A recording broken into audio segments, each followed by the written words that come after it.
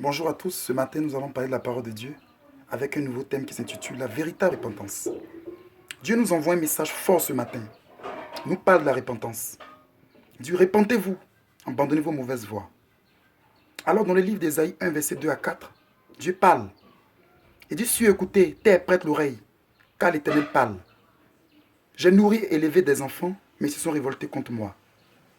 Il dit le bœuf connaît son possesseur et l'âne la cage de son maître. Israël ne connaît rien. Mon peuple n'a point d'intelligence. Il dit malheur à la nation pécheresse, au peuple chargé d'iniquité. Malheur à la race des méchants et aux enfants corrompus, car ils ont abandonné l'Éternel. Ils se sont retirés en arrière. Dieu dit nous l'avons abandonné par nos mauvaises œuvres, par nos mauvaises voies. Alors il dit l'heure de la repentance a sonné pour tout un chacun. Il dit répands-toi tant qu'il est encore temps, mon frère, ma soeur. Alors il dit mais de qui êtes-vous les enfants? Mon Dieu qui vous a créé, je suis plein d'amour, plein de bienveillance, plein de tendresse, plein de lumière, plein de bonté. De l'autre côté, le diable, il est plein de haine, plein de méchanceté, plein de ténèbres, plein de rancune, plein de colère. Alors il dit, un fils ne doit-il pas copier les œuvres de son père? Si vous dites que vous êtes de moi, alors vous devez marcher dans mes voies, vous devez m'imiter. Mais n'imitez pas le diable, parce que ce n'est pas le diable qui vous a créé, c'est mon Dieu qui vous a créé. Alors c'est pourquoi il dit, le bœuf même connaît son maître. L'âne connaît son conducteur. Mais mes enfants, mes créatures ne me reconnaissent pas. Ils ne savent pas véritablement qui est le véritable maître. Ils ne suivent pas les conseils. Ils ne suivent pas la voie de leur véritable maître, qui est Dieu, qui nous a créés, bien-aimés. Alors, il nous appelle à la repentance sincère et véritable.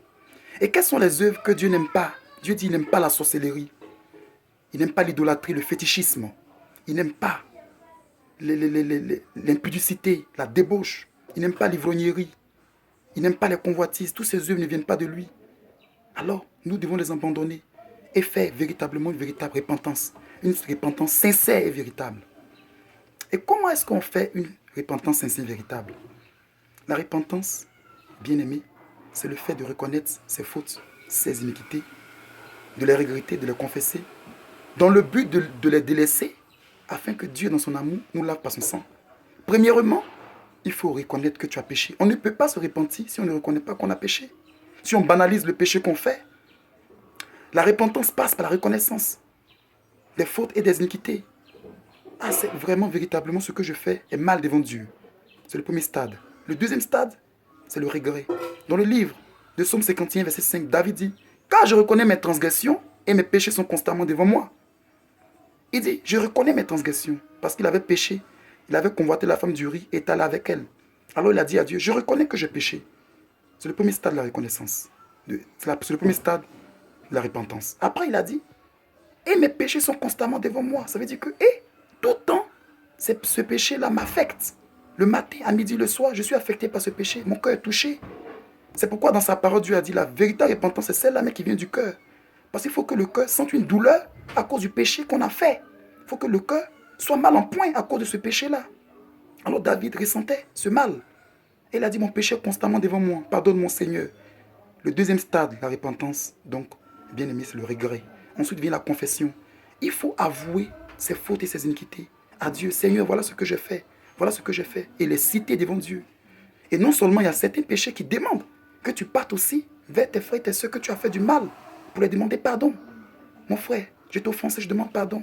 Mon frère, je t'ai fait du mal. Voilà ce que j'ai fait. Je demande pardon. Ensuite, et bien aimé, tout cela doit être fait dans le but de délaisser ce péché-là. Il ne faut plus le reproduire. Car lorsque David s'est repenti, il n'a plus refait encore ce même péché devant Dieu. Non. C'est dans le but de délaisser. Mais il ne faut pas te repentir pour te repentir et refaire encore les mêmes choses. Non.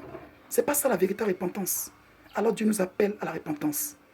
Dans ce même psaume, au verset 19, psaume 51, David dit, les sacrifices qui sont agréables à Dieu, c'est un esprit brisé. Oh Dieu, ne donne pas un cœur brisé et contrit.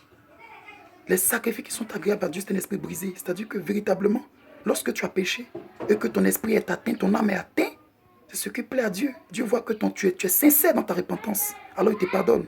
Et avec un but de délaisser ces fautes et ces iniquités-là. Bien-aimés, Dieu nous appelle à la repentance sincère et véritable. Saisissons ce message. Abandonnons nos mauvaises voies. Saisissons ce message ce matin. Répondons-nous sincèrement de tous nos cœurs. Demandons pardon à Dieu. Fléchissons genoux pour les fautes et pour les iniquités qu'on commet. Car le temps de la repentance a sonné. Dieu dit le temps de la repentance est venu pour ses enfants.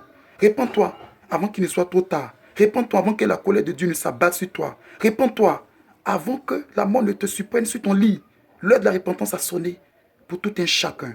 Reçois ce message ce matin. Saisis ce message et répands-toi véritablement devant ton Dieu afin qu'il te lave, il te purifie et qu'il fasse de toi son véritable enfant.